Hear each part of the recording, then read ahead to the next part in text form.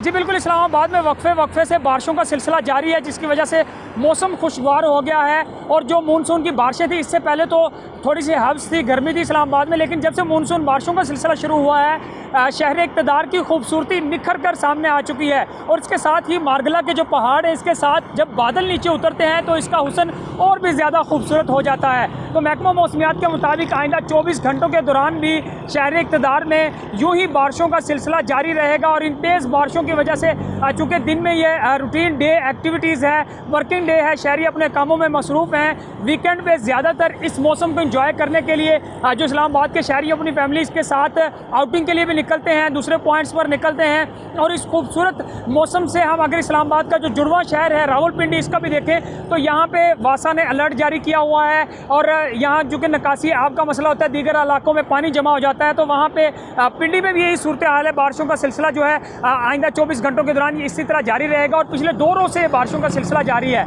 और महकमा मौसमियात के मुताबिक आज शहरी इक़्तिदार का दर्जा हरारत 29 डिग्री सेंटीग्रेड तक पहुँच जाने का इम्कान है। सुबह के वक्त ये दर्जा हरारत 23 डिग्री सेंटीग्रेड रिकॉर्ड किया गया था। अवामी नमी का तनासब 88% है। और इस वक्त खूब जो खुशगवार मौसम है, शहरी इक़्तिदार का जो हुस्न है वो निखर कर सामने आया हुआ है।